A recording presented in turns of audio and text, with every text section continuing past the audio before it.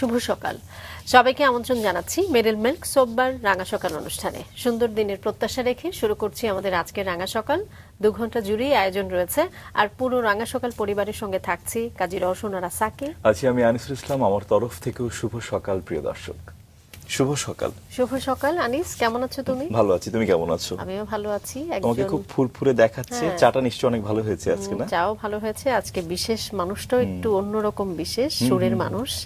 তার গিটারের কাছে- প্রতি প্রেম, যাকে একজন নির্মাতা করেছে, গিটার নির্মাতা তিনি একজন। চলো চমৎকার না যাই। বিষয়টা? বিষয়, চলো নিশ্চয়ই, আমরা তাকে নিশ্চয়ই। আবিষ্কার করি আজকে। প্রিয় দর্শক, আমাদের আজকের রাঙা সকালের অতিথি গিটার নির্মাতা মাহবুব আলম সিয়াম। শুভ সকাল। শুভ সকাল। গিটারকে খুব মিস করছি আপনার পাশে। আমিও কিছুটা মিস করছি, কিন্তু সারাদিন এতটা সময় আমি গিটারের সাথে কাটাই, আচ্ছা, কখনো কখনো গিটার ছাড়াও ভালো লাগে। একটু খুব দূরে ভালো থাকতে, না? বলেছেন। তাহলে ভালোবাসাটা বোধহয় আরো বেশি প্রকাশিত আমি সেই হয়। জায়গাটাতেই আসতে চাইছিলাম, যে তুমি খুব সুন্দর করেই বললে না, একটু দূরে থাকাতে সখ্যতাটা যেন একটু বেড়েই যায়। কখনো এমন হয়, একটু এভাবেই যদি প্রশ্নটা করি, যে সারাদিন হয়তো কোনো কারণে আজকে গিটারের কাছে যাওয়া হলো না, তারপরে বিষয়টা কি দাঁড়ায়? খুব অস্থিরতা, না বসতেই হবে এমন? বসতেই হবে এমন মানে কি, আমি সারাদিনই আমার হাতে গিটার থাকে, আচ্ছা। তো সেটা কিন্তু বাজানো হয় না। আচ্ছা, তো সপ্তাহে এমন একটা দিন আসে যে এই দিনটা আমার মনে হয় যে গিটারটার শব্দটা না শুনতে পারলে আমার জানি কেমন মনে হচ্ছে। বাহ। সো ব্যাপারটা খুবই ইন্টারেস্টিং আসলে, মানে একটা যন্ত্রের প্রতি এত প্রেম খুব একটা আসলে দেখা যায় না। আমি গিটারকে মানুষ হিসেবেই গণ্য করি, তাই? হ্যাঁ, যন্ত্র হিসেবে গণ্য করি না, কারণ ওর ইচ অ্যান্ড এভরি অ্যাসপেক্টে কিছু না কিছু থাকে যেটা প্রত্যেকটা ইন্ডিভিজুয়াল গিটারকে আলাদা করে তোলে। আচ্ছা। তো এই জন্য আমি গিটারকে মানুষের মতো দেখি। প্রত্যেকটা ইন্ডিভিজুয়াল গিটার আলাদা, ডিফারেন্ট ক্যারেক্টারিস্টিক্স, ডিফারেন্ট সাউন্ড, সবকিছু মৌলিক। এটা কি শুধু সৃষ্টিশীল মানুষদের পক্ষে এভাবে ভাবা সম্ভব? আর্টিস্টদের পক্ষে অবশ্যই সম্ভব। আচ্ছা। হ্যাঁ, আর ওই জায়গাটা যেতে হলে একটুখানি সাধনা করতে হয়, আচ্ছা। একটুখানি সাধনা করতে, একটু ডিপে ঢুকতে হয়, ইনস্ট্রুমেন্টটাকে নিজের মনে করতে হয় এবং নিজের সাথে কানেক্ট করতে হয়। সাধনা করলেও কি আসলে হয়? মনের ভেতর তো আসলে সেই ব্যাপারটা থাকতে হয় ন্যাচারালি, ঠিক না? সেটা তো অবশ্যই। সে গল্পটাই আসলে আমরা ধাপে ধাপে শুনবো। অনেক গল্প করবো আপনার সঙ্গে আজকে। আমরা একটু শৈশব থেকে শুনতে চাই আপনার জীবনের গল্প, যতটা মনে আছে আপনার। ঢাকার সেই মিরপুরে তো বেড়ে উঠেছেন আপনি। মিরপুরে না, আমি মোহাম্মদপুরে বেড়ে ওঠা। মোহাম্মদপুরে, আচ্ছা। আমার জন্ম হয় মিরপুরে, আমার নানু বাড়িতে। আচ্ছা। তো আর আমার দাদা বাড়ি হলো তাজমহল রোড, মোহাম্মদপুর তাজমহল রোড। আচ্ছা। সো আমার শৈশব বেড়ে ওঠা জীবন পুরোটাই তাজমহল রোড জুড়েই এখনো। আচ্ছা। তো আমার ছোটবেলায় বেড়ে ওঠা তাজমহল রোডের বাসায়, আমাদের বাসাটা ছিল প্রি ওয়ার একটা বাসা, একতলা বাসা, যেখানে আগে বিহারিরা থাকতো। সো বাসাটার সেট আপটা একটু ডিফারেন্ট ছিল, সুন্দর একটা ছাদ ছিল। তো ছাদে খেলতাম, লাফালাফি করতাম। এরকম এক সময় একদিন এক ফুপির সাথে ফুপির ফ্রেন্ডের বাসায় যাই। আচ্ছা। বাসায় যে ওনার এক ছোট ভাই, ওনার কাছে একটা গিটার ছিল। সো গিটারটাকে আমি দেখি, that's the first thing, guitar দেখা। দেখি আমি জাস্ট এরকম করে বাজে, কি আমি সাউন্ড আমাকে যে ইয়ে করে, ওই রিফ্লেকশন আই ওয়াজ গন, যে ও মাই গড, এর কি বের হইলো সাউন্ড। সো তারপরে কিছুটা সময় যখন আমি বড় হচ্ছিলাম, তখন বাবা নিয়ে আমাকে বাংলাদেশ বেতারে একটা রেডিও শোতে ইন্ট্রোডিউস করায় দেয়। আমি কিছু সাংস্কৃতিক কর্মকাণ্ডের সাথে ছিলাম, স্কুলে সবসময় উপস্থাপনা করেছিলেন? উপস্থাপনা করতাম, প্লাস এই আবৃত্তি এটা সেটা করা হতো। পরে আস্তে আস্তে স্কুলে আমি স্কাউটিং এ জয়েন করি। আচ্ছা। স্কাউটিং এ জয়েন করি, স্কাউটিং এ অনেকটা সময় আমার চলে কোন যায়। স্কুলে পড়েছেন? মোহাম্মদপুর সরকারি উচ্চ বিদ্যালয়। আচ্ছা। আচ্ছা। সো ওইখানে স্কাউটিং শুরু হয়, স্কাউটিং এ 5, 6, 7 পর্যন্ত, যে ক্লাস 6 এ ওঠার পর আমাদের স্কুলে নতুন কিছু মানুষ আসে, মানে যেটা হয় যে গভর্নমেন্ট স্কুলে ক্লাস 6 এ দেখা যায় অন্য অন্যান্য জায়গা স্কুল থেকে থেকেও আসে। তো সেখানে আমার একটা ফ্রেন্ড হয়, যে আর বড় ভাই গিটার বাজাতেন। ও, তো ওর আচ্ছা। বাসায় যাই, তো গিটার দেখে আমার মনে হয় আমার তখন গিটার বাজাতেই হবে। সো বাসায় এসে বলি, তো প্রায় 1 বছর পরে 2007-এ আমি আমার বার্থডে কিংবা ইয়ার ফার্স্টের শুরুর দিকে একটা গিটার হাতে পাই। সেটা একটা বাংলা গিটার ছিল। বাবাকে বলার পর বাবা কাউকে নিয়ে যে ওই গিটার কিনে নিয়ে আসছে। এটা বলা মাত্রই কি বাবা কিনে দিলেন? বিষয়টা কি এমন ছিল না, এটা নাকি? অনেকটা সময়ের একটা ব্যাপার হ্যাঁ, ছিল। সেই গল্পগুলো একটু জানতে চাই এই আমরা। গল্পগুলো তো আমার একটু ঠিক ছোট ছোট করে যতটুকু মনে আছে, যে নিশ্চয়ই আপনি কোথাও আপনি কালচারালি কোনো কিছুতে ইনভলভ ছিলেন কালচারালি কিনা? সবসময় তো আমি ইনভলভ ছিলাম। জি। হ্যাঁ, সো কি কি করতেন? সেখান থেকেই জানি যে স্কুলে স্কাউটিং এর পাশাপাশি স্কাউটিং এর পড়াশোনার পাশাপাশি কি কি পড়াশোনার করতেন? পাশাপাশি খেলাধুলা ছাড়াও আর কি করতাম, আর আমি অবসর সময় ছবি আঁকতাম। ছবি আচ্ছা। আঁকাই আমার একমাত্র কাজ ছিল, আমার Okay. যতটুকু মনে পড়ে। জি, জি। এবং আপনার বাবাও কিন্তু সংস্কৃতি মনা ছিলেন যতটুকু আমরা হ্যাঁ, জানি। বাবা আসলে ওই অনেক আগে থেকেই বিভিন্নভাবে সংস্কৃতির সাথে যুক্ত। হুম। আর উনি কি চারুকলায় পড়েছিলেন বোধহয়? চারুকলার একটা ইয়ার ছিলেন। আচ্ছা। হ্যাঁ, একটা ইয়ার ছিলেন। সো তারপরে উনি মৃৎশিল্পের সাথে মোস্টলি কানেক্টেড হয়েছেন। আচ্ছা।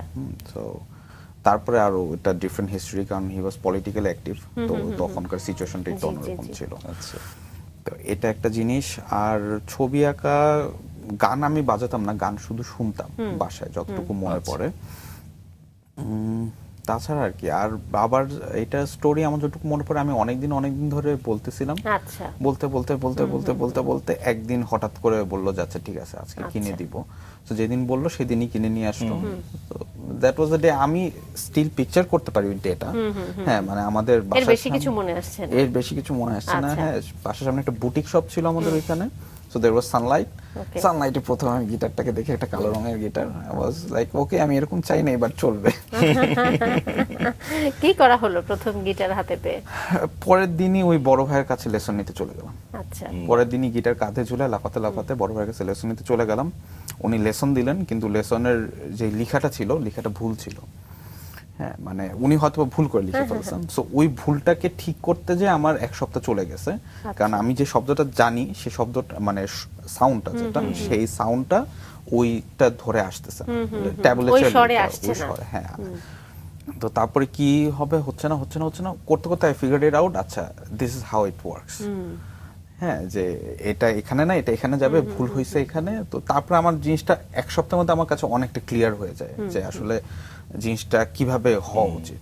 মানে রাদার দেন, আমি তখন তো মানে ইন্টারনেট নাই, কিংবা জি, জি। সিডিস কিংবা ডিভিডিস পাওয়াটা এত ইজি ছিল না, সোর্স ছিল না আর কি শেখার। সো জি। খুব ইজিলি আমার কাছে ওইটা ব্যাপার হয়। ইভেন আমি গিটার বাজানো শুরুর 2 বছর পর্যন্ত গিটার টিউন করতে পারতাম না। এটা আমার একার গল্প না, আমার সাথে যাদের রেগুলার গল্প হয় তাদের অনেকেরই গল্প, যে জি। গিটার টিউন করার জন্য এই বড় ভাইয়ের কাছে যেতে হতো, ওই বড় ভাইয়ের কাছে যেতে হতো। গতকালকে মানে পরশুদিন আমি একটা বড় ভাইয়ের সাথে, এক ফ্রেন্ডের সাথে গল্প করতেছিলাম। উনি বলতেছেন যে পরে যখন গিটার টিউন করা শিখি, এটা শিখান ওনাকে হলো নাহিয়ান ভাই ফ্রম পাওয়ার সার্চ। আচ্ছা আচ্ছা। ফোনের যে টিএনটি ফোনের যে বিপ টোনটা, engage tone, that's the E note. আচ্ছা, ঠিক আছে, সো ওইটা শুনে ইতে করো, তারপরে তুমি বাকিটা করতেই পারবা। বাহ, হ্যাঁ, সো চমৎকার একটা ওটা উনি tips যারা শিখালেন। guitar শিখতে উনি চায়। শিখানোর পরে উনি ওইটা দিয়ে মানুষের গিটার টিউন করে 20 টাকা করে নিতেন। So that's all life. মানে মিউজিশিয়ানরা আমাদের দেশে এইভাবে করে আমরা শিখে না, বড় নিশ্চয়ই হয়েছি। ভালোবাসার জায়গাগুলো তো এভাবেই আস্তে আস্তে মজবুত হয়। এবং আপনি টিউন করার কথা বলছিলেন, সেক্ষেত্রে তো আসলে ওই যে বললেন না যে টিএনটি ফোনের যে এঙ্গেজ যে বিপটা, সেটা তার মানে কি? তার মানে হচ্ছে কোনো কিছু টিউন করতে হলে, বুঝতে হলে সবার আগে নিজেদের কানটা মনে হয় তৈরি হতে হয়। মানে আমার কানটা যদি তৈরি না থাকে, আমি আসলে টিউন করব কিভাবে? আমরা এরকম ছোট ছোট টিপস, আরো কিছু বিষয় আপনার কাছ থেকে জানবো। এবং ছোট্ট তুমি করে গিটারও শিখতে যাচ্ছ নিশ্চয়ই। আমি জানি না সেটা হবে কিনা। তো একসময় তবলা শেখার খুব নিশ্চয়ই, ইচ্ছে আমার নিশ্চয়ই। ছিল, শিখেছিলাম দুই একদিন। সেটা আরেক গল্প। আমরা আজকে অতিথির গল্পই শুনবো, আপনার কাছে ফিরবো, ছোট্ট করে দর্শকদেরকে আপনার সম্পর্কে জানাই, তারপর ফিরি। দর্শক, মাহবুব আলম সিয়াম বাংলাদেশের একজন স্বশিক্ষিত লুথিয়ার, যিনি দেশীয় কাঠ দিয়ে বিশ্বমানের ইলেকট্রিক গিটার তৈরিতে অগ্রণী ভূমিকা রাখছেন। ছোটবেলা থেকেই সঙ্গীতের প্রতি গভীর অনুরাগী সিয়াম মাত্র 6 বছর বয়সে সাংস্কৃতিক কর্মকাণ্ডে যুক্ত হন এবং পরবর্তীতে গিটার শেখা শুরু করেন। পারিবারিক ও আর্থিক চ্যালেঞ্জ সত্ত্বেও তিনি নিজের আগ্রহকে পেশায় রূপ দেন এবং গিটার মেরামত থেকে শুরু করে ধীরে ধীরে নিজেই গিটার তৈরি করা শুরু করেন। 2015 সালে তার উদ্যোগ বিডি গিটার কেয়ার এবং পরবর্তীতে ব্লুজম্যান গিটার্স ব্র্যান্ডের মাধ্যমে তিনি দেশীয় গিটার শিল্পের নতুন দিগন্ত উন্মোচন করেন। সিয়াম ঐতিহ্যবাহী হাতে তৈরি পদ্ধতিতে গিটার বানাতে বিশ্বাসী, যেখানে একটি গিটার তৈরি করতে 60টিরও বেশি সূক্ষ্ম ধাপ অতিক্রম করতে হয়। 2019 সালে তিনি প্রথম সফলভাবে পেশাদার ইলেকট্রিক গিটার তৈরি করেন এবং দ্রুতই দেশের ব্যান্ড সঙ্গীত অঙ্গনে পরিচিতি পান। তার তৈরি রোডিও সিরিজের গিটারগুলো সাশ্রয়ী দামে উচ্চ মান নিশ্চিত করে, যা বিদেশি ব্র্যান্ডের সঙ্গে প্রতিযোগিতা করতে সক্ষম। আমরা আবারও চলে যাই তার কাছে। গিটার তৈরি এটা অনেক পরে এসেছে, যদিও আমরা সেই জায়গায় আসবো। তার আগে শুরুর বিষয়গুলো একটু জানতে চাই। আপনি যেটি বলছিলেন যে সেই ফ্রেন্ডের কাছ থেকে না টিউন করা শিখে গেলেন খুব অল্প সময় কি? না, টিউন আচ্ছা। করা শিখতে আমার 2-2.5 বছর সময় লাগে। তারপরে খুব কম সময় আমি বলবো। আপনি লেগেছিলেন একটানা, সেই ধৈর্যটা ছিল কিনা? প্রতিদিন আমার স্কুল থেকে এসে একটা কাজই থাকতো, আমি হেডফোন লাগিয়ে জোরে গান শুনতাম আচ্ছা। এবং তারপর সেই গানগুলো তোলার চেষ্টা করতাম। সো আমি গিটার শিখতে যখন যাই 2008 or 9 এ বুলবুল ললিত কথা বাফাতে, আচ্ছা। তখন আমাদেরকে খুব ওয়েস্টার্ন ক্লাসিক্যাল শেখানো হচ্ছিল, খুব বেসিক ওয়েস্টার্ন ক্লাসিক্যাল শেখানো হচ্ছিল। তো তখন দেখা যাচ্ছিল যে দ্যাট ওয়াজ টু বোরিং ব্যাপারটা। মানে আমি যদি একদম অ্যামাচার হতাম তাহলে ইট ওয়াজ ফাইন, কিন্তু খুব বোরিং ছিল ব্যাপারটা। তো আমি দেখা যেত ক্লাস বাঙ্ক করে আমি সিনিয়রদের সাথে বসে আড্ডা দিতাম, ওরা যা যা বাজাতে পারতাম আমি তার থেকে একটু বেশি বাজাতে পারতাম, ওগুলো সহ সব বাজায় দিতাম। আচ্ছা। হ্যাঁ, so that was more effective than my classes, মানে গিটার বাজানো। তাহলে এটা অবভিয়াসলি ইনস্ট্রুমেন্ট বাজানো কিংবা মিউজিক টোটালটাই একটা প্র্যাকটিসিং আর্ট। সো প্র্যাকটিসিং আর্টে যত বাজানো হবে তত ভালো হবে। যেমন আমি এখন গিটার বাজাই না, আমি বাজাতেও পারি না, কিন্তু আপনি বানাতে পারেন। Yeah that's a credit. নিশ্চয়ই। আপনি ওয়েস্টার্ন ক্লাসিক্যালের কথা বলছিলেন। আমরা যেটা জানি যে গানের ভেতরে ক্লাসিক্যালের যে পার্টটা, সেটাও Indian classical, western classical, classical, semi classical, এই বিষয়গুলো আছে। গিটারের ক্ষেত্রেও কি তাই? গিটার মেইনলি একটা ওয়েস্টার্ন ইনস্ট্রুমেন্ট। আচ্ছা। হ্যাঁ, কিন্তু স্ট্রিং ইনস্ট্রুমেন্টের ক্যাটাগরিতে যদি আমরা বলি, আমাদের ইস্টার্ন ওয়েস্টার্ন সব সময় আমাদের স্ট্রিং ইনস্ট্রুমেন্টের ক্যাটাগরি সেম। আচ্ছা। মানে যদি সাপোজ আমি একটা মিডল ইস্টার্ন একটা গিটার বলি যেটার নাম উদ, যেটা ওরা বাজায় ওদের মতো করে স্কেলটাকে সেট করে। হ্যাঁ, তো স্কেল লেন্থ বলে একটা কিছু ব্যাপার আছে, স্কেল লেন্থের উপর নোটগুলো ডিপেন্ড করে। মানে আমি একটা গিটারে চাইলে ট্রেডিশনাল 12টা নোটের বাইরেও আমি আরো নোটস আনতে পারি। হ্যাঁ, সো এটা ডিপেন্ড করবে আমি কিভাবে করে এটা স্কেলিং করতেছেন এটসেট্রা। সো মডার্ন গিটারের আগে আমাদের ইস্টে, ওয়েস্টে, মিডল ইস্টে সব জায়গায় গিটার এক্সিস্ট করতো, কিন্তু সবার ডিফারেন্ট ফর্মে। আমাদের দোতারা আমাদের দেশি গিটার, সিম্পলি দোতারা আমাদের দেশি গিটার।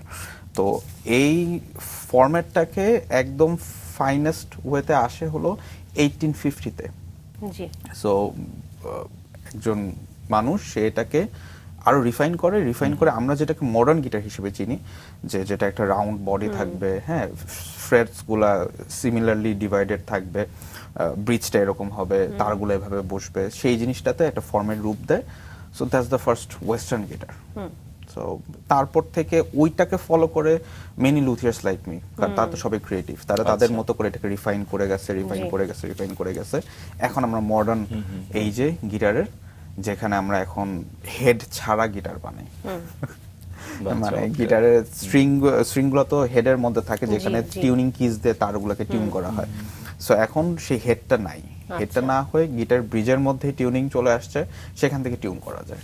ও আচ্ছা, চমৎকার। আমি অবশ্য এটা সম্পর্কে আমার খুব একটা আইডিয়া ছিল না। ইটস ভেরি মডার্ন থিং, তাও মানে it's been 10 years modern thing. আচ্ছা, তারপরে 10 বছর। কিন্তু আমি জানি না, আনিস তুমি কি জানতে? আমিও হেড জানতাম থেকে না। এখন আর টিউন করা হয় না, বাট এই body শব্দটার থেকেই হয়। সঙ্গে অনেকে পরিচিত নয়, হ্যাঁ, লুথিয়ার। যারা লুথিয়ার। গিটার নির্মাতা তাদেরকে লুথিয়ার বলা হয়। চমৎকার। ছোটবেলায় একটা ঘটনা আছে আপনার, সেটা হচ্ছে আপনার গিটার ভেঙে ফেলা হয়েছিল, সেটা একটু শুনতে চাই।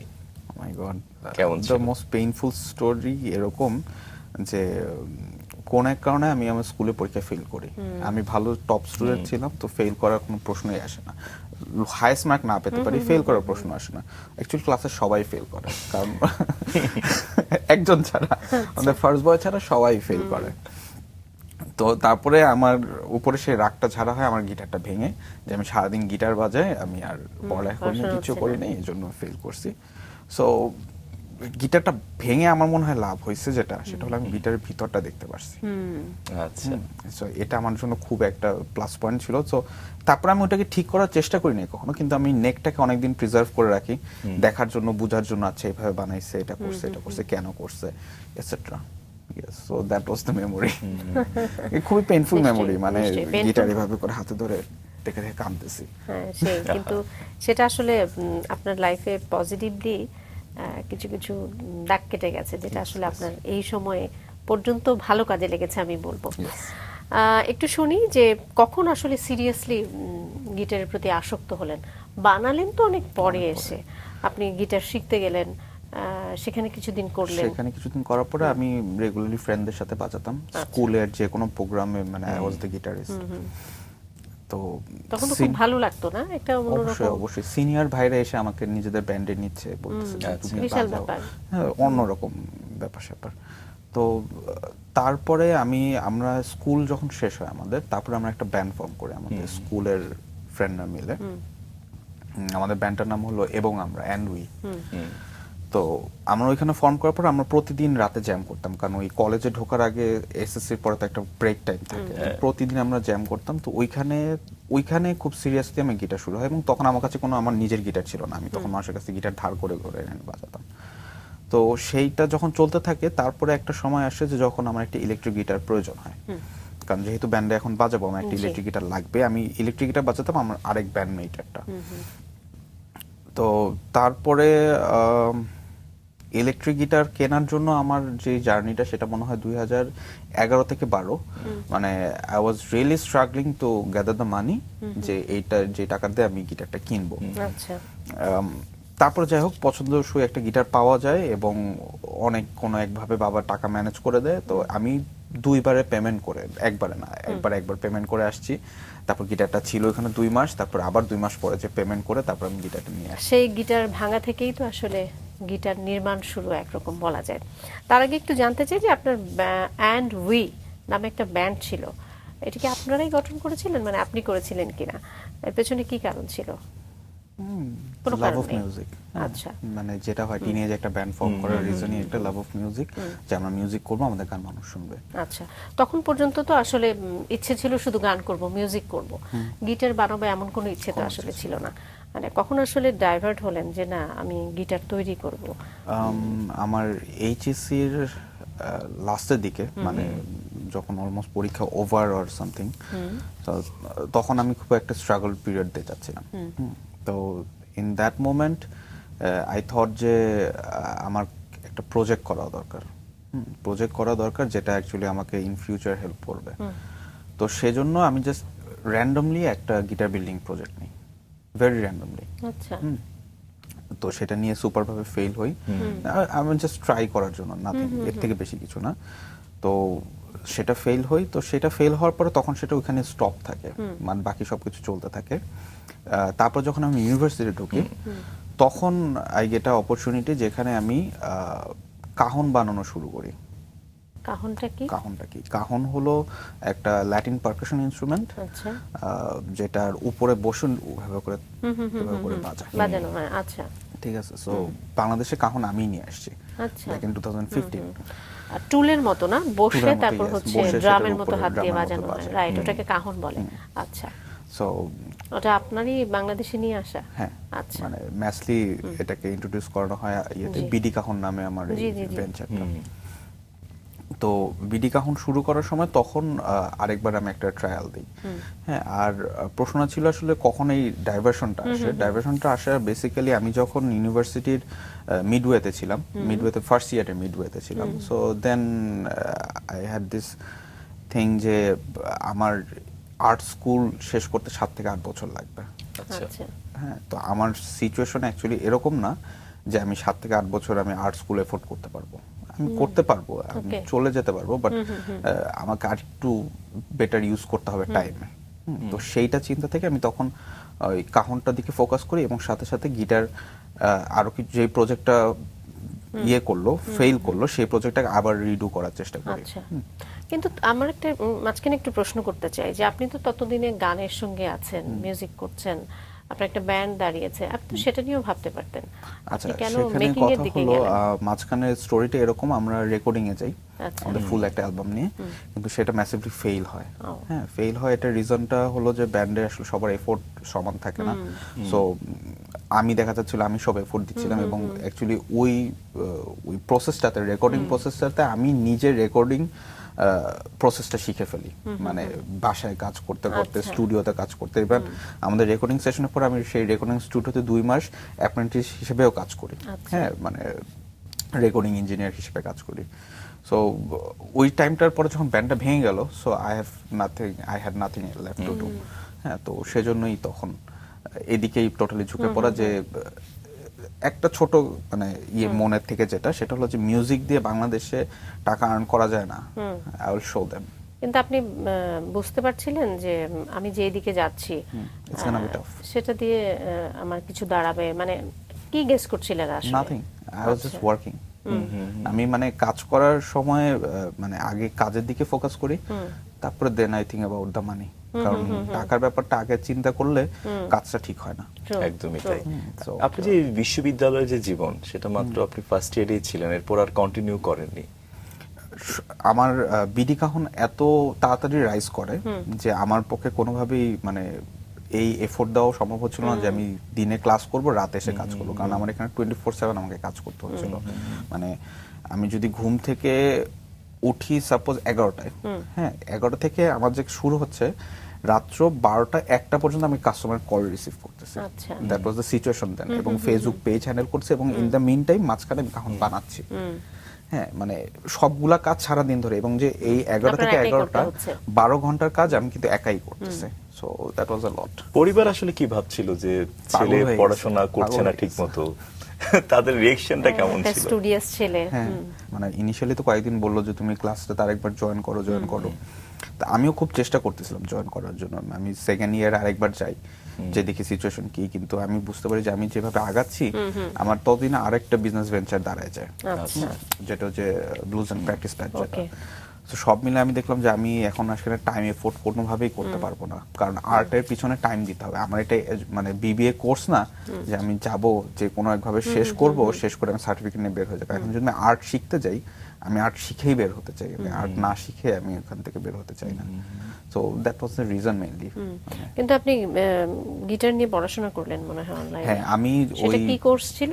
কোর্স ছিল বলতে গেলে আমি এটা পুরোটাই আমার সেলফ একটা একটা কোর্স। হ্যাঁ, মানে কোর্স না এটা, মানে আমি অল ওভার ইন্টারনেট যত ধরনের ইনফরমেশন পাওয়া পসিবল, যত ধরনের ভিডিওস পসিবল, আমি 2012 থেকে শুরু করে 11-12 থেকে শুরু করে 15 পর্যন্ত আমি পুরো 3টা বছর আমি আসলে রিসার্চই করছি। মানে আমি আচ্ছা। এত কিছু নিয়ে রিসার্চ করছি, যখনই আমার কাছে মনে হয়েছে যে এইটা কি, তো এটা আমি যতটুকু জানার চেষ্টা করে হয়েছি। তারপরে ওইটা নিয়ে যদি কোনো কাজ পাইছি, তো আমি সেই কাজটা খুব তাড়াতাড়ি করে করার চেষ্টা করছি। So that was my learning process আর কি, যে আমি শিখে কাজ করে তারপরে ইয়ে হয়েছে। এবং আপনি পেজের কথা বলছিলেন, হ্যাঁ, বিডি কাহন। বিডি কাহন, সেটাতে আসলে কি ধরনের রেসপন্স পাচ্ছিলেন? আপনি কি সেল করছেন তখন? Huge response. আমি পুরো বাংলাদেশে কাহন সেল করছি, এবং বাংলাদেশে যে একটা ব্র্যান্ড করা পসিবল, এই সাহসটা, ব্লুজম্যানের সাহসটা আমি ওইখান থেকে পাই। আচ্ছা। যে বাংলাদেশে আসলে গিটার চলবে নাকি চলবে না, মানে এটা আমার অ্যাকচুয়ালি একটা ট্রায়াল প্রজেক্টও ছিল। মানে বাংলাদেশে একটা ব্র্যান্ড হিসেবে বাংলাদেশি মেড জিনিসকে ব্র্যান্ড হিসেবে নিতে পারবে নাকি, এবং তুমি ব্র্যান্ডের প্রাইস দিবে নাকি, এটা আমার একটা ট্রায়াল করার দরকার ছিল। So BD cajon was that, যে বিডি কাহন দিয়ে আমি প্রোডাক্ট ট্রায়াল দেই, প্রোডাক্ট কোয়ালিটি দেখি, আমাদের ম্যাটেরিয়াল কোয়ালিটি চেক করি, সাস্টেনেবিলিটি চেক করি প্রোডাক্টের, মানে পুরো আরএনডি ফেজটা অ্যাকচুয়ালি আমরা ওয়াজ বিডি গিটারে কাহন। আসবো, গিটারে অবশ্যই আসবো। তার আগে আপনার কাহন দিয়ে যেহেতু আপনার শুরু, বিডি কাহন, কাহনের কথাটা একটু জানতে চাই যে আপনি কিভাবে ইন্ট্রোডিউস করালেন? প্রথমে তো আসলে আপনি ইনস্ট্রুমেন্টটা বানালেন, আচ্ছা, আমরা সেই জায়গাটা নিয়ে একটু কথা বলতে চাই। এটা ইট জাস্ট এটা কি আপনি বানিয়েছেন? জি, মানে ইম্পোর্ট করে না কোথা থেকে? না, ইম্পোর্ট করা যেতে পারে, কিন্তু ইটস টু এক্সপেন্সিভ, কারণ বক্স শেপ তো ইম্পোর্ট কস্ট বেশি পড়ে যায়। হ্যাঁ, আর তার মানে বানাতে গেলে তো আসলে আপনাকে বেশ এফোর্ট দিতে হয়েছে, এগুলো নিয়ে রিসার্চ করতে হয়েছে, তো অনেকটা সময় সেখানে আপনাকে দিতে হয়েছে।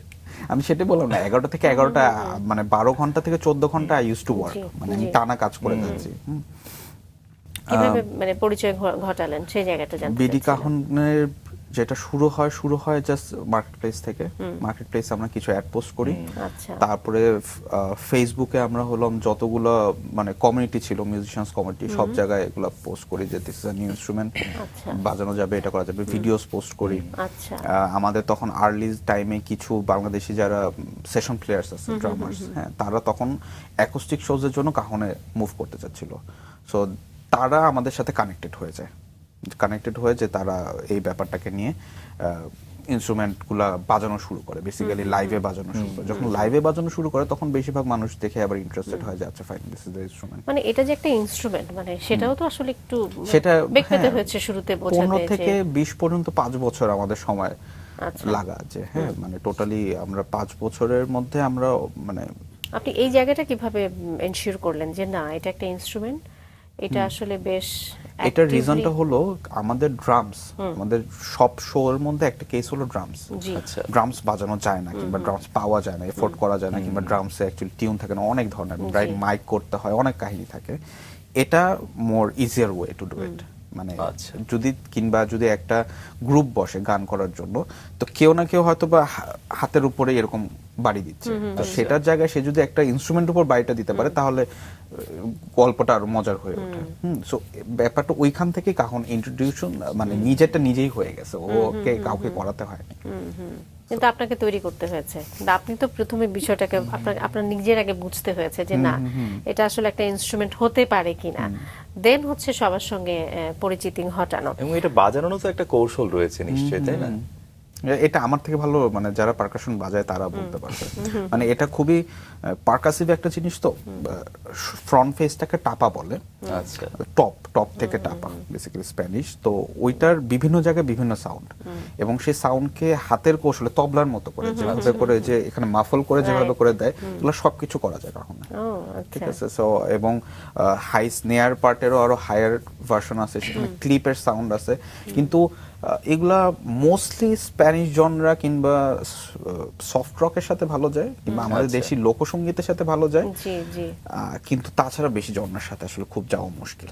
আচ্ছা, তার মানে ব্যান্ড দলের সঙ্গে খুব একটা এটা যায় না। না যায়, যদি ওরা অ্যাকোস্টিক পারফর্ম করে সেই কেসে it's good enough to replace a drums. Okay even আমাদের এরকম মডেলস ছিল যেটাকে আমরা বলতাম rock bass cajon, specially made for the drummers, যারা ড্রামস লাইক সাউন্ড চাচ্ছে, সাথে একটা হ্যাট অ্যাড করবে, একটা স্প্ল্যাশ অ্যাড করবে, করে they can get the sound. এবং এরকম অনেক ভিডিওস আছে আমাদের পেজে যেখানে বেশ কয়েকটা পরিচিত ব্যান্ড আমাদের এগুলা নিয়ে শো করা। এবং না এটা তো খুবই পজিটিভ যদি এটা ড্রামের পারপাস সার্ভ করতে পারে। কিন্তু কারণ আপনি যেটা অতটা না। বলছিলেন যে আসলে অনেক বেশি এক্সপেন্সিভ টিউনের একটা ব্যাপার থাকে, সব কিছু মিলে সবাই সবসময় এফোর্টও করতে পারে না, সেই জায়গা থেকে তো এটা খুবই পজিটিভ আসলে আমাদের জন্য। তো যতদূর মনে হলো যে এই কাহন দ্বারাই আসলে মোটামুটি একটা পরিচিতি লাভ করলো, তখনই কি আসলে আপনার মাথায় আসলো যে আমি আসলে এখন গিটারটাকে ট্রাই করতে পারি, বিষয়টা এমন কিনা, নাকি দুটো আসলে পাশাপাশি আপনি? ব্যাপারটা পাশাপাশি আচ্ছা, ছিল, একটু মানে শুনি আপনার যখন মুখে শুরু জানতে থেকেই চাই। ছিল, জি শুরুটা কিন্তু গিটার দিয়েই ছিল। জি। আমি যখন কাহনটা ফার্স্ট ট্রায়াল দিই, সাথে সাথে আমি নতুন একটা গিটারও ট্রায়াল দিই। আচ্ছা কাহনটা ওয়ার্কড আউট। গিটার তো আমি তখন পাবলিকলি আমি লঞ্চ করিনি, হ্যাঁ পাবলিকলি লঞ্চ করিনি, আমি খালি কিন্তু গিটারের কাজ চলছে। গিটারের কাজ চলছে। মানে কারণ হলো গিটারের আসলে এখানে যে আপনি মেনশন করলেন 60টা ধাপের কথা, 60টা ধাপের সাব ডিভিশন আছে, মানে এভরি ডিভিশনের সাব ডিভিশন আছে, আরো মাইক্রোস্কোপিক লেভেলে কাজ করতে হয়। সো পুরো জিনিসটা আমাকে বুঝতেও আমাকে একটা সময় নিতে হবে, কারণ আমি যেটা শেখা সেটা আমার জাস্ট অনলি ভিজুয়াল শেখা, থিওরিটিক্যাল শেখা, রাইট সেটাকে আমাকে অ্যাপ্লাই করতে হবে। অ্যাপ্লাই করতে চাই প্রত্যেকটা ম্যাটেরিয়ালের অ্যাপ্লিকেশন ডিফারেন্ট হতে পারে, হ্যাঁ। সো এই জিনিসগুলো মাথায় রাখতে হচ্ছে। তো দুইটা প্যারালালি চলে, এবং আমার মাথায় সবসময় এটা ছিল আমি কাহন দিয়ে আমার রিসার্চটাকে কমপ্লিট করি, ফিনিশিং এর রিসার্চ, উড মানে বেসিক র ম্যাটেরিয়ালের রিসার্চ, ঠিক আছে, সাউন্ড অ্যাকোস্টিকের রিসার্চ, এই বিভিন্ন জিনিসপত্রগুলো আমি এভাবে করে এখানে সলভ করি। এবং আমার ওই যেটা প্রোডাকশন লাইনটাও কিভাবে কাজ করবে সেটাও আমি একটা ফিগার আউট করি যে এভাবে করে আসলে ব্যাপারটা কাজ করবে। সো দেন যখন আমি 15 থেকে মানে 16 থেকে হলো 19 পর্যন্ত আমি যখন সাকসেসফুল বিডি কাহন থেকে আমি বুঝতেছি যে না এখন কাজ করা যাবে, দেন আই লঞ্চড। আচ্ছা কারণ এটা একটা হিউজ প্রেশার ছিল, আমি যে কোনো টাইমে লঞ্চ করতে পারতাম ব্যাপারটা, কিন্তু আমি যে প্রেশারটা নিয়ে মাথায় ছিলাম, once it published, এটা তারপরে there is no coming back, হ্যাঁ, তারপরে কোনোভাবে ইয়ে করলাম, তার আগে আমার যতটুকু বুঝার ততটুকু বুঝে নিতে হবে। সো স্টিল আমি 19-এ যখন লঞ্চ করি, তারপরে আমি 3 বছর আমি জাস্ট কিছু কাস্টম অর্ডারস নিই, তারপর কিন্তু আমি আরেকটা ব্রেক নিই গত 4 বছর। আচ্ছা এটা হলো গিয়ে ফুললি আরো ডিভোটেড রিসার্চের জন্য, মানে আমি আমার রিসার্চকে আরো স্ট্রং করি, প্রত্যেকটা জিনিসকে আরো পারফেকশনে আনি। গত 4 বছর আমি একদম অন্য সবকিছু বন্ধ করে আমি যে সোললি একা কাজ করতেছিলাম। আচ্ছা আপনি হাতে কলমে কারো সান্নিধ্য নিতে পেরেছেন কিনা, নাকি পুরোটাই আসলে পুরোটাই অনলাইনে? নিজে। আপনি নিজে নিজে রিসার্চ করলেন, যতটুকু সোর্স পেয়েছেন জি। নিজে থেকেই। কোনো মানে এই কনফিডেন্সটা আসলে আপনার কিভাবে আসলো যে আসলে আপনি হাতে কলমে সাকি যেমনটি বলছিল না শিখে শুধু অনলাইন দেখেই একটা ইনস্ট্রুমেন্ট তৈরি করে ফেলা? এটার ব্যাপারটা এটা হয়তো বা ওই যে আপনি শুরুর দিকে কথায় বললেন যে শুধু সাধনা থাকলে হবে, মেধা থাকলে হবে নাকি। হ্যাঁ, আমার মনে হয় আমি বর্ন উইথ দিস থিং। নিশ্চয়ই। আমি যেটা দেখি সেটা আমি বুঝা যায় যে হাউ ইটস মেড, কিংবা কিভাবে এটা করেছে। এটা বলতে পারেন যে ছবি আঁকা, যেটা ছবি আঁকা আমাকে বাচ্চাকালে আমাকে বাবা হয়তো বা কিছু জিনিস শিখাইছে, কিভাবে ঘর আঁকতে হয়, কিভাবে গাছ আঁকতে হয়, এটা আঁকতে হয়, সেটা আঁকতে হয়। কিন্তু কমিক বুক দেখে সুপারম্যান আর ব্যাটম্যান আঁকা আমাকে কেউ শিখায় নাই। হ্যাঁ, এখন সুপারম্যান ব্যাটম্যান দাঁড়ায় আছে, ওকে উড়াতে হবে কিভাবে করে সেটাও কেউ শিখায় নাই। আমি ওটা দেখে দেখে দেখে দেখে দেখে দেখে শিখছি। সো আমার এই লার্নিং প্রসেসটা বাচ্চাকাল থেকে এবার এরকম যে আমি হয়তো বা ওভাবেই শিখি। তো ওভাবে শিখে আমি আসলে আসছি। আর ট্রায়াল এন্ড এররের ব্যাপারটা অনেক অনেক ছিল, মানে অনেক ছিল। আমি ওটা থাকবে। বেসিক্যালি গত বছর আমি বলতে পারছি finally after 10 years I have mustard finishing, গিটারের ফিনিশিং। মানে অ্যাকচুয়ালি মাস্টার করা যে okay fine I can do anything, কি চাও তুমি, আই ক্যান ডু এনিথিং। কারণ অনেকগুলো লেয়ারের কাজ, মানে আমি ফিনিশিং এর নাম বললে আমাকে 10টা ফিনিশিং এর নাম বলতে হবে, সেগুলোর টাইপ আরো মানে একটা যেটা আপনি বললেন যে এখন আর মাথায় টিউন করা হয় না, বডিতে। মানে এটাও 10 years হয়ে গিয়েছে, আপনি যেটা বললেন আপডেট হয়েছে 10 বছর। এরকম তো আসলে অনেক বিষয় আছে। একটা গিটার তৈরিতে 7টি ধাপ আপনি বললেন, যে সেটারও আরো Subdivision বেশ কিছু রয়েছে। সাবডিভিশন রয়েছে।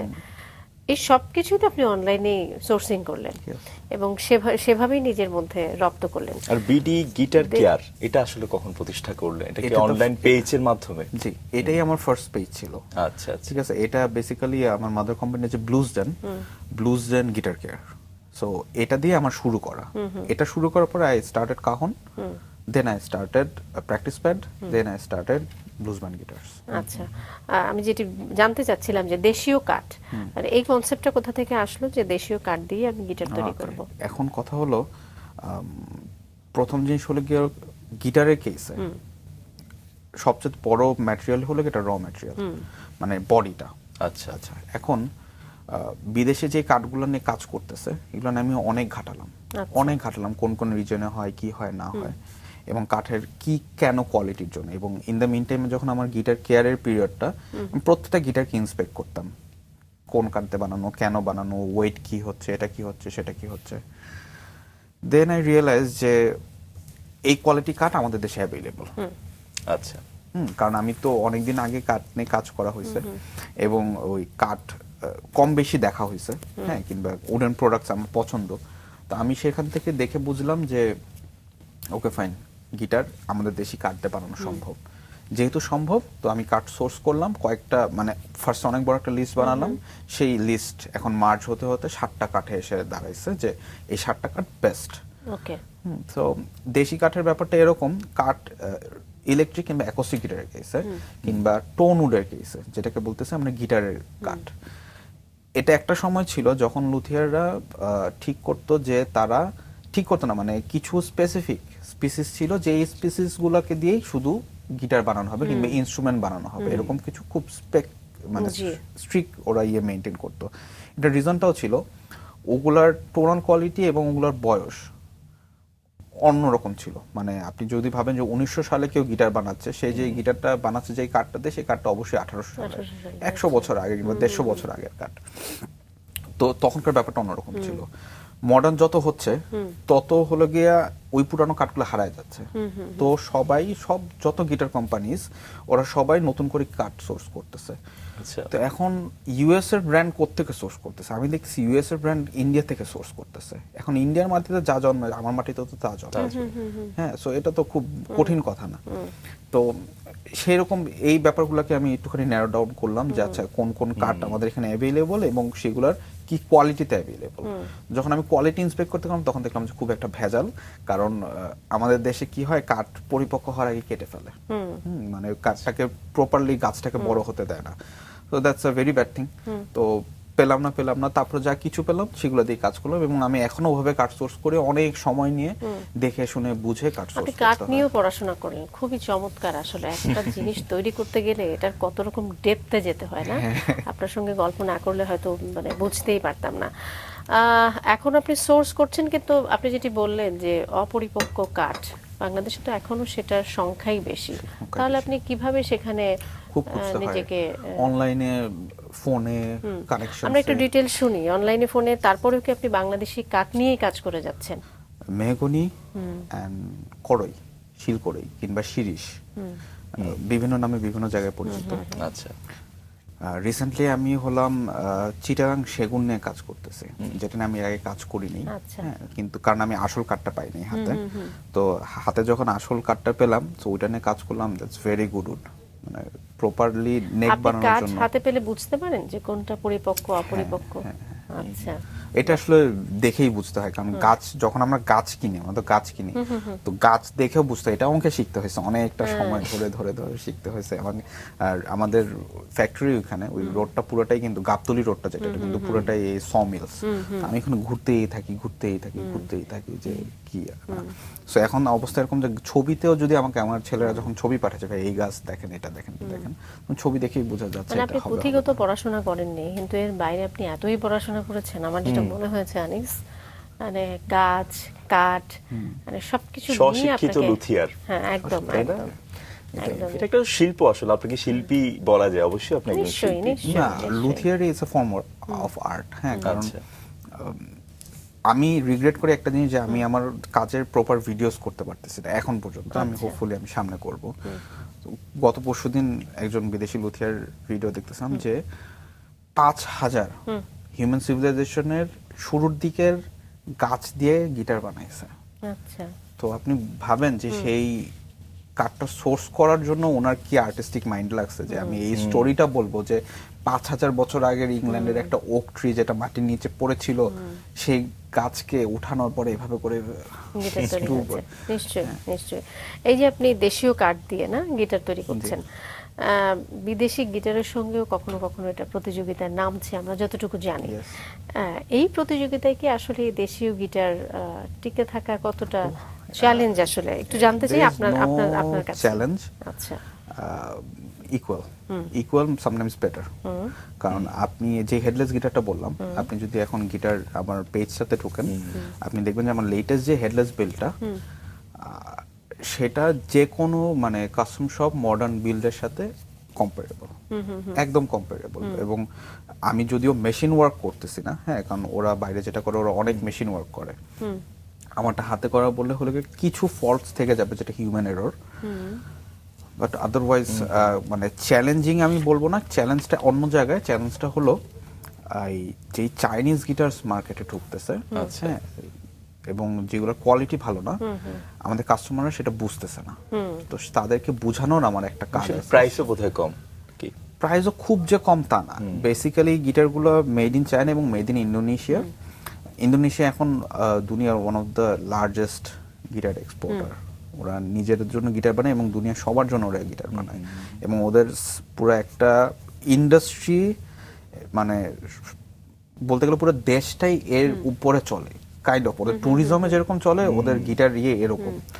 তো আমাদের এখানে এটা হবে নাকি সেটা আমি জানি না, কিন্তু ওরা যেহেতু ওদের লোকাল রিসোর্স থেকে গিটার করতে পারতেছে, আমরা তো সেটা করতে পারবো। এবং ওদের ওই লোকাল রিসোর্সের গিটারই যদি ওয়ার্ল্ড ওয়াইড পরিচিত হয়, ইন্টারন্যাশনালি রেকগনাইজ গিটার হিসেবে, তাহলে আমাদেরটা কেন হবে না? আমাদের আরো বেটার অপশনস আছে এবং আরো বেটার এক্সোটিক উড আছে, যেটা দিয়ে আসলে যা বানাচ্ছে ইউএসএ, আমরা সেরকম কিছু দেখাতে পারবো। কিন্তু হ্যাঁ, আমাদের ওই গ্রো করার অপরচুনিটি কম, মানে যেহেতু আমাদের আমরা কি ইন্ডাস্ট্রিটা এখন এভাবে ওরকম না। গিটার পাচ্ছি মেড ইন বাংলাদেশ, মানে আপনার বিডি গাহনের বাইরে যদি বলি, মানে made in Bangladesh, made in যেটি বলছিলেন যে ইন্ডিয়া, বাংলাদেশে তৈরি করা বাংলাদেশে গিটার। তৈরি করা এখন গিটার। আমার ব্র্যান্ডগুলোতে তো আমি সবগুলোতে এটা মেনশন করেই দিচ্ছি, মেড ইন বাংলাদেশ। এখন কিন্তু এক্সপোর্টের কথা, যেটা এক্সপোর্টে আমরা এখন কোনোভাবেই যেতে পারবো না। আমরা এখন খুব ছোট স্কেলে কাজ করতেছি। আমরা এখন ইলেকট্রিক গিটারের পাশাপাশি অ্যাকোস্টিক গিটারসে আগে মনোযোগ দিব। সো দুইটা জিনিসকে একসাথে যখন মোটামুটি আমরা বুঝবো একটা 3 ইয়ার্স সেশন পরে, যে আমাদের কেমন হচ্ছে আসলে বিজনেসটা, তখন আমরা চিন্তা করতে পারি আসলে আমরা এক্সপোর্টের দিকে যাব নাকি। কিন্তু ইন্ডিয়াও কিন্তু এক্সপোর্টে আসলে খুব বেশি আগে আসতে পারে না কম্পেয়ার টু ইন্দোনেশিয়া। হ্যাঁ, কারণ ইন্দোনেশিয়া ইটস টু গুড। ওরা ঘরে ঘরে গিটার বানায়, ঘরে ঘরে ওদের গিটার ফ্যাক্টরি, মানে এটা না বললে এটা মানে জি। দেখলে বিশ্বাস হবে না যে এটা আসলে সম্ভব। এবং ওরা যা বানাচ্ছে দোজ আর অল গুড গিটার্স, কোনো খারাপ গিটার না। তো ইন্টারন্যাশনাল মার্কেটে ঢোকা খুব কঠিন। তো আমি ইন্টারন্যাশনাল মার্কেটে আসলে ওভাবে প্রোডাকশন ওয়াইজ ঢুকতে চাই না, আমি বুটিক গিটার হিসেবেই ঢুকতে চাই, আচ্ছা। সো দ্যাট মানে আমরা আমাদের মেড ইন বাংলাদেশকে, জামদানিকে, Right. I have think of যে একটা শো হয় দ্য ন্যাম শো, যেটা মানে ইউএসএ তে প্রতি বছর হয়, ওইখানে সব ইনস্ট্রুমেন্ট দেখায়। তো আমার বিডি কাহনের জন্য আমার কাছে ন্যাম থেকে ফোন আসছে ওকে ব্যাক ইন 2018, ওকে ফোন আসছে যে তুমি কি জয়েন করবা নাকি। সো বিডি কাহন করে যদি আমি ন্যামের থেকে ফোন পেতে পারি, আমি তো গিটারের জন্য পেতেই পারি। নিশ্চয়ই। হ্যাঁ, so যদি পেয়ে যাই তাহলে পেয়ে গেলে তো জয়েন করবোই। তো জয়েন করলে তো আমি জামদানি গিটার উঠাই দিব। চমৎকার। আমরা 2019 সালে একটু ফিরে যেতে চাই। সফল ইলেকট্রিক গিটার তৈরি করলেন আপনি, ইলেকট্রনিক গিটার। কেমন ছিল সেই অভিজ্ঞতাটা? থ্রিলিং। প্রথমত ওইটার মধ্যে কিছু ভুল ছিল যেটা আমি পরে আবার রিভাইজ করি, বাট জাস্ট লঞ্চ করার পরে আমরা কয়েকটা পেজে শেয়ার করি, ফেসবুক কিছু মানুষজন জানে। ইট ওয়াজ লাইক সারাদিন ধরে আমার কাছে ফোন আসে এবং তার সবাই আমাকে কংগ্রাচুলেট করতেছিল, আচ্ছা ভাই আপনি যেটা করছেন দ্যাটস আ বিগ থিং। বাহ এবং স্টিল নাও যতজন মানুষরা জানতেছে করছে, এভরিওয়ান ইজ অ্যাপ্রিশিয়েটিং ইট। এবং আমার মনে হয় আমি হয়তোবা বিজনেস করতেছি না, I am not earning money, কিন্তু মানে এই অ্যাপ্রিসিয়েশন আমাকে যেই কারেজ দিচ্ছে, দ্যাটস ট্রু গুড। নিশ্চয়ই। আমরা একটু ওই জায়গাতেই আসতে চাই যে আপনি যেটি বলছিলেন না যে চায়নার যে গিটারগুলো আছে, আমরা ওই দিকেই বেশি ধাবিত। শুধু আমাদের কথাই যদি বলি, আমাদের বাংলাদেশে আমরা যারা গিটার কিনছি বা দেখছি বা নিচ্ছি, তারা কি আসলে এখন পর্যন্ত সেই মানে আস্থার জায়গাটা আপনারা তৈরি করতে পেরেছেন কিনা যে আমাদের দেশীয় গিটার, না, not আমাদের yet, দেশে যেটা not yet. তৈরি হচ্ছে সেটাই কিনি? না, এখনো না, কিন্তু এটা সামনে হতে যাচ্ছে। কারণ আমি একটা ইনস্ট্রুমেন্টের ব্যাপারটা এরকম কি, ইনস্ট্রুমেন্ট সেটার জন্য তো আসলে একটা মার্কেটিং এরও প্রয়োজন মার্কেটিং আছে। এর প্রয়োজন আছে। হ্যাঁ, এখন পর্যন্ত, কারণ যেমন আমরা এখন পর্যন্ত সিরিয়াস ইকোনমি গিটার্স করিনি, কারণ ওই রেঞ্জটা হলো কি ইকোনমি রেঞ্জের জন্য, আমরা তো কাস্টম শপ হিসেবে এতদিন ছিলাম।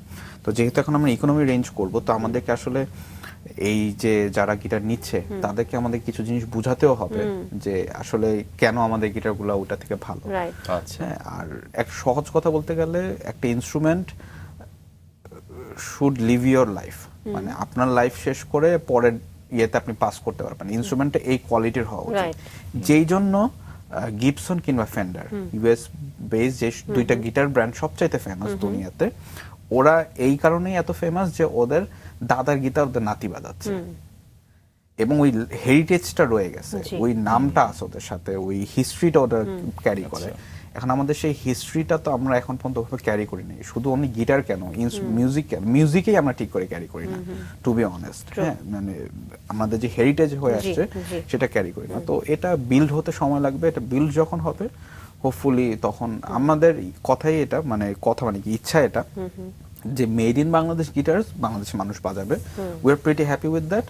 চায়না গিটার্সের ভাই দরকার নেই, মানে এমন কোন গিটার্সের দরকার নেই যেটা ভালো না। আমি চায়না বলতেছি না, মানে আমি এমন কোন গিটার্স মিন করতেছি যেটা নট গুড ইন কোয়ালিটি এবং ইনস্ট্রুমেন্ট হিসেবে মিউজিশিয়ানকে অ্যাপ্রিশিয়েট করে না, ইন্সপায়ার করে না, সেই ইনস্ট্রুমেন্ট আসলে দরকার নেই। এবং সেটা হেরিটেজ হিসেবে হোল্ড করতে পারবো আমরা হ্যাঁ, নিশ্চয়ই। যদি আমরা সাকসেসফুলি পুল অফ করতে পারি। এবং এই জন্য আসলে সামগ্রিক পদক্ষেপ প্রয়োজন। অনেক, চাইলেই তো অনেক। আসলে আমি এক্সপোর্ট করতে পারি না। হ্যাঁ হ্যাঁ হ্যাঁ, আর এটা এক্সপোর্ট করার মতো জিনিসও না এই মুহূর্তে, কারণ এত বেশি সাপ্লায়ার, চায়না সাপ্লায়ারদের সাথে তো কম্পেয়ার করার মানে কোনোভাবেই প্রশ্ন আসে না। ভীষণ কম্পিটিশন রয়েছে। আপনি গিটারের রোডিও সিরিজ তৈরি করেছেন, সে সম্পর্কে একটু শুনি। রোডিও সিরিজ, রোডিও হলো আমি যে গত 4 বছর যে সোলো কাজ করতেছিলাম, আচ্ছা। তো সেই সময়টাতে আমার পুরো টাইমটা ছিল রিসার্চ বেসে। জি। তা আমি আমার বানানো 2-4টা গিটার আমি আমার হাউসে রাখি। আচ্ছা। যা কেউ যদি আসে, কেউ যদি জিজ্ঞেস করে বসে যে ভাই আপনি গিটার বানান নাকি, তখন তাকে আমি সেই গিটারটা হাতে দিই। তো তারপরে আমি ওনার কাছ থেকে বোঝার চেষ্টা করেছি উনি আরো কি কি চাচ্ছেন, মানে একটা স্টাডি করি, মানে কাস্টমার স্টাডি করি। তো এই ফেজটা থেকে, এবং আমার গিটার কেয়ারের যে কাস্টমার আছে তারা তো সবার ডিফারেন্ট প্রয়োজন, ডিফারেন্ট ভাবে সেট আপ লাগে, ডিফারেন্ট সাউন্ড দরকার লাগে, সেটা লাগে। এখান থেকে মার্চ ডাউন করে আমি বেস্ট স্পেক যেগুলো, একদম বেস্ট স্পেক যেগুলো আমাদের দেশের জন্য প্রযোজ্য, সেই স্পেকগুলোকে একসাথে করি, সেগুলোকে একসাথে করে আমি রোডিও সিরিজ লঞ্চ করি। সো আচ্ছা। এই গিটারটা হাতে নেওয়ার সাথে সাথে বাংলাদেশি যারা আমরা, আমাদের কাছে মনে হবে গিটারটা আমাদের জন্যই বানানো, কারণ এটা নেক ফিল থেকে শুরু করে বডি ফিল, এটা বডিটা ছোট, আচ্ছা ঠিক আছে, মানে আমাদের কিন্তু অত লার্জ বডি না আসলে, মানে আমরা স্ট্রাকচারাল ওয়াইজ এটা বডিটা একটু ছোট, it's comfortable weight, neck smooth, এবং নেকের যেই ধরনের শেপটা পছন্দ আমাদের ইন জেনারেল, যে শেপটা পছন্দ সেই শেপটা এখানে করা, পিকআপস ওভাবে সিলেক্ট করা, পিকআপের সাউন্ড কিরকম হবে সেভাবে সিলেক্ট করা, সবকটা স্পেক ন্যারো ডাউন টু যেটা আমাদের একদম প্রয়োজন সেইটা। তো রোডিও অ্যাকচুয়ালি আমাদের দেশের সবচেয়ে পরিচিত গিটার হতে যাচ্ছে। আর তাছাড়া এখন অন্য সিরিজগুলো তো সবগুলো পার্সোনালাইজ সিরিজ, তো ওগুলো দেখা যাক কি হয়। আচ্ছা, আপনি যে এই যে গিটারগুলো মানুষের কাছে পৌঁছে দিচ্ছেন, এটা কি অনলাইন কেন্দ্রিক নাকি ফিজিক্যাল কোনো এক্সিস্টেন্স রয়েছে আপনার? না, আমার তো পুরোটাই ওয়ার্কশপ বেসড। আচ্ছা। হ্যাঁ, মানে অনলাইনে যেটা আমাদের খালি ওই ফেসবুক বিজনেসটার একটা এক্সিস্টেন্সের জন্য ওইটা করা। হ্যাঁ, তো আমার তাজমহল রোড আমার ওয়ার্কশপটা, সো এখানে এসে মানুষজন যারা আমাদের এক্সপিরিয়েন্স জোনে কেউ দেখে, গিটার চেক করে, আমাদের ওয়ার্কশপে যদি গিটার কেউ রিপেয়ারের জন্য দিতে চায়, রিপেয়ারের জন্য দেয়, আচ্ছা। এরকম ব্যাপারটা। কে কি ওয়ার্কশপ করতে আসে? মানে আপনি যেমন কখনো কখনো গিয়েছেন বন্ধুর ভাইয়ের কাছে বা কোনো সিনিয়র ভাইয়ের কাছে, এরকম নিশ্চয়ই আপনার কাছেও কেউ না কেউ ছুটে আসে, নিতে চায় বা দেখতে চায়। অনেক অনেক, এটা আচ্ছা। মানে এই গল্প বলে শেষ করা যাবে না, কারণ এই গল্প আমার প্রতিদিনের গল্প। আচ্ছা, গতকালকে দুই ভাই আসছেন, দুই ভাই না একজন আসছেন রাঙামাটি থেকে, আর আরেকজন আসছেন উনি হলো র্যাপ কর্মকর্তা, উনি উত্তরে ওনার পোস্টিং। তো ওনারা দুইটা গিটার নিয়ে আসছে, যেটা একটা হলো সুমন ভাই, মানে বেস বাবা সুমন, উনি যখন নগর বাউলে প্রথম ঢুকেন বেসিস হিসাবে, সেই যে বেসটা, সেই বেসটা নিয়ে আসছেন। অ্যান্ড আরেকজন নিয়ে আসছেন যেই বেসটা, সেটাও 45 ইয়ার্স ওল্ড বেস, ঠিক আছে। সো এই গিটারের গল্প, উনার সাথে গল্প, রাঙামাটির গল্প, হ্যাঁ, মানে অনেক কথা হতে থাকে, এই কথা চলতে থাকে। আর এরকমই, আর সবাই আমাকে সেটাই বলে যে ভাই আমি কিন্তু মানে সবাইকে আপনার কাছে পাঠাই, মানে ব্যাপারটা এরকম দাঁড়াইছে যে গত 5 বছরে আমি যদিও গিটার লঞ্চ করিনি, স্টিল মানে আমি মার সাথে এতটুকু কানেক্টেড যে সবাই জানে আমি গিটার বানাচ্ছি, এবং যখন আমি গিটার লঞ্চ করব তো সবাই ওটাতে আগ্রহী। এবং আমার ওই পার্সন টু পার্সন মার্কেটিং, আপনি যে মার্কেটিং এর কথাটা বললেন যে আসবে নাকি আসবে না, আমি অ্যাকচুয়ালি ওই বড় স্ক্রিন মার্কেটিং এর থেকে এই পার্সোনালাইজ মার্কেটিং এ বেশি বিশ্বাস করি। কারণ ইনস্ট্রুমেন্টের ব্যাপারটা এরকম, আপনি সাপোজ আপনার ছেলের জন্য এখন গিটারটা কিনবেন, আপনি ডাক দিলেন আমাকে, ভাই আমাকে একটা গিটার কিনে দেন বুঝে শুনে দেখে, কারণ আপনি বুঝবেন না। হ্যাঁ, আর আমাদের শপ ওনাররা এতটা অনার্স না যে তারা রাইট প্রোডাক্টটাই আপনাকে দিচ্ছে। তো এখন আমার যে রেপুটেশন আছে, এখন আমি সাপোজ এখন আমাকে না অন্য কাউকে নিয়ে আসছি, যে রেফার করছে আমাকে যে ওনার কাছ থেকে আমি গিটারটা নিব, এখন আমার যে রেপুটেশন আছে, আপনি জানেন যে এখানে আসলে, কিংবা আপনাকে যে নিয়ে আসতেছে সেও জানে এখানে আসলে আমার বাজেটের মধ্যে যেটা বেস্ট গিটার আমি শুধু সেটাই পাবো, দ্যাটস ইট। এবং এটার মধ্যে কোয়ালিটি নিয়ে কোনো কম্প্রোমাইজ নেই, মানে কোয়ালিটি কোনোভাবে কম্প্রোমাইজ করা যাবে না। সো ইনস্ট্রুমেন্ট কেনার জন্য এতটুকুই যথেষ্ট, যে যে ট্রাস্ট করতেছে এবং সেই ট্রাস্টটার যে প্রতিফল, মানে আমার এন্ড থেকে সেই ট্রাস্টটাকে আমি রাখতে পারতেছি নাকি, সেটা রাখতে যদি আমি পারি, বাকিটা তো এমনি হবে। নিশ্চয়ই নিশ্চয়ই। এবং আপনার মতো এমন লুথিয়ার আসলে কয়জন আছে বাংলাদেশে, বা তাদের সঙ্গে আপনার কানেকশন কেমন? আমার কানেকশন, আমি লুথিয়ার না, কিছু টেকনিক্যাল ইস্যু সলভ করে এরকম কিছু মানুষ আছে। আচ্ছা, ওকে, তো এখন তাদেরকে আমি লুথিয়ার টার্মটা আমি শেয়ার করি নাই এখন পর্যন্ত, হ্যাঁ, কিংবা তারাও শেয়ার করে নাকি এটা আমি শিওর না, কারণ তারা আসলে কেউ প্রপারলি এই কাজটা থেকে আগায় নেই। আচ্ছা, সবাই পার্ট জব করছে। হ্যাঁ, পার্ট জব করছে বলতে আমাদের মোহাম্মদপুর এক সিনিয়র ভাই আছে, শাওন ভাই, উনি আমার জন্মের আগে থেকে উনি গিটার নিয়ে কাজ করেন। তো ওনাকে যেমন আমি মেনশন করতেই পারি। তারপরে সায়েন্স ল্যাবে যারা কাজ করে তারা দেখ ছোটখাটো রিপেয়ার তো ওরা করেই। হ্যাঁ, এখন ছোটখাটো রিপেয়ার করাটা গিটার টেকের কাজ, লুথিয়ার তো হয়ে ওঠা সহজ নয়, কাজ না।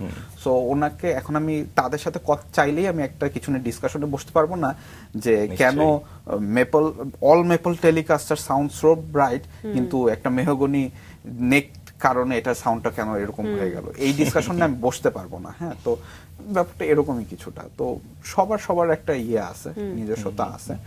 তো আমি শাওন ভাইকে মেনশন করলাম কারণ হি ইজ সিনিয়র, আমি যতটুকু জানি।